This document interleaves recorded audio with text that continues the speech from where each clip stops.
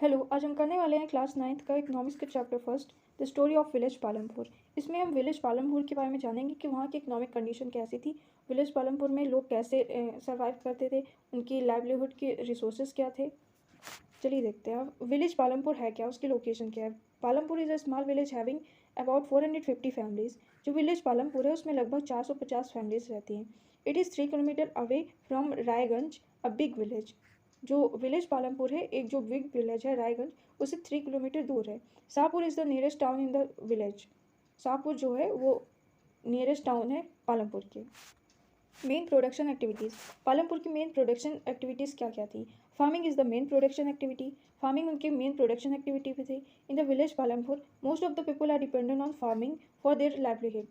जो most of the people थे पालमपुर के, वो मेजर काम करते थे फार्मिंग के थ्रू, उनकी लाइवलीहुड चलती थी।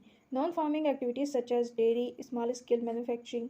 एग्जाम्पल जैसे कि activities of weavers, plotters and transport are carried out on a limited scale.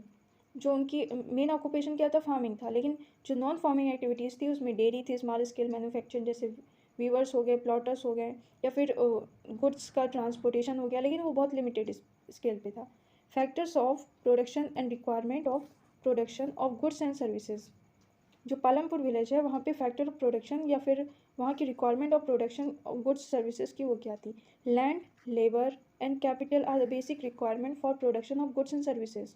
Land, labour and capital, ये तीन मेन कंपोनेंट होते हैं production of goods and services के, which are popularly known as factor of production, जिन्हें हम factor of production क्या होता है, जिस फैक्टर से प्रोडक्शन हो, जैसे लैंड के थ्रू हम कोई भी इंडस्ट्री को इस्टेब्लिश करते हैं, लेबर के थ्रू हम स्किल डेवलप करते हैं, कैपिटल के थ्रू हम उसमें इन्वेस्ट करते हैं, ये होता है factor of production. Land includes all free gifts of nature, example soil, water, forest, mineral. Land के थ्रू, लैंड में हमें नेचुरल रिसोर्सेज मिलते हैं, मिनरल्स मिल गए, फॉरेस्ट हो गए, वाटर हो गए, सॉयल हो गया। Labour means human effort. Labour का मतलब होता है जो ह्यूमन उसमें स्किल डेवलप करता है या फिर एफर्ट्स करता है, which of course include physical as well as mental activity या फिर mental labour. Physical capital is the third requirement for production. पहले तीन क्या थे, land, labour and capital, that and third is also a labour, जिसे factor of production में include किया जाता है। Physical capital include fix capital, that is physical जो कैपिटल हमें चाहिए, टूल्स, मशीन एंड बिल्डिंग, ये सब हमारे फिजिकल कैपिटल्स हैं जो चाहिए। Raw material such as seeds for the farmer, yard for the viewer. जो रॉ मटेरियल है, जैसे रॉ मटेरियल फार्मर के लिए क्या चाहिए, सीड्स चाहिए, ताकि वो अच्छे सीड्स जो हो वो वैरायटी ऑफ सीड्स हो और उसमें यील्डिंग ज़्यादा हो, उसकी ग्रोथ ज़्यादा हो। व्यूअर्स को यार्ड चाहिए। Important changes in farm activity. Farm activities में इंपॉर्टेंट चेंजेस क्या क्या हुए। Land area under cultivation is virtually fixed. जो लैंड एरिया होती है जो कल्टिवेशन के लिए होती है वो वर्चुअली फिक्स्ड होती है। However some waste land in India had been converted into cultivated land after 1960। India जब इंडिपेंडेंस हुआ तो इंडिपेंडेंट होने के बाद 1947 के बाद जो मेजर वर्क किया गया था वो लैंड के वो एग्रीकल्चर के ऊपर फोकस था, ताकि क्योंकि आज़ादी के बाद हमारे देश में सबसे ज़्यादा मेन प्रॉब्लम थी हंगर की, मतलब हमें सफिशेंट अमाउंट ऑफ ग्रेन्स नहीं था, अवेलेबल था। इसी वजह से जो अनकल्टिवेटेड लैंड थी उनको कल्टिवेशन में कन्वर्ट किया गया after 1960। Over the years there have been important changes in the way of farming. Over the years काफ़ी सारे चेंजेस किए गए फार्मिंग में कि हम ताकि उसका प्रोडक्शन बढ़ सके, which have allowed the farmers to produce more crops from the same amount of land. उनके पास लैंड तो लिमिटेड थी, लेकिन उस लिमिटेड लैंड में उन्हें प्रोडक्शन ज़्यादा बढ़ाना था। उसमें क्या क्या इंक्लूड थे, मल्टीपल क्रॉपिंग फार्मिंग, जैसे हम एक कोई क्रॉप, हमारे पास लैंड है फिक्स्ड, उसमें हम मल्टीपल क्रॉपिंग कर रहे हैं, जैसे एक टाइम पे हम मल्टीपल क्रॉप्स डेवलप कर रहे हैं, उनको ग्रो कर रहे हैं। Use of modern farming method, modern farming method का यूज़ कर रहे थे। Due to changes in the 1960s productivity of land has increase substantially, which is known as green revolution. 1960 में ही ग्रीन रिवोल्यूशन को ही इंट्रोड्यूस किया गया था। जो लैंड की प्रोडक्शन ऑफ फूड्स ग्रेन था या फिर ग्रेन्स थी, उनकी कैपेसिटी बढ़ गई थी और इसी को ही ग्रीन रिवोल्यूशन कहा जाता है। Farmers of Punjab, Haryana, western Uttar Pradesh were first to try the modern farming method in India. जो मॉडर्न फार्मिंग मेथड अपनाया गया था उसके थ्रू ही ग्रीन रिवोल्यूशन की स्टार्ट हुई, उसके थ्रू ही वीट हो गए, राइस हो गए, इनमें ज़्यादा प्रोडक्शन हो पाया। देखते हैं लेबर क्या होता है। After land, labour is the next basic factor of production.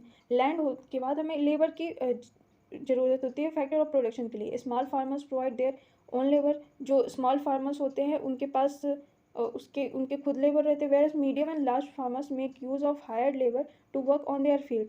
जो लार्ज फार्मर होते हैं या फिर जो बिग फार्मर होते हैं वो लेबर को हायर करते हैं अपने अंडर काम करने के लिए।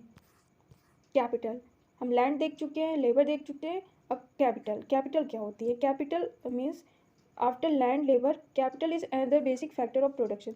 लैंड लेबर के बाद कैपिटल एक बेसिक फैक्टर हो गया प्रोडक्शन की। All categories of farmer example small medium large require capital. कोई भी फार्मर हो, कैपिटल मीन्स हमें कोई ना कोई पूंजी चाहिए, जैसे हमें ट्रैक्टर चाहिए, सीड्स चाहिए, फर्टिलाइजर चाहिए, ये कैपिटल के अंदर आती है। Small farmers borrow from large farmers और द विलेज मनी लैंडर्स।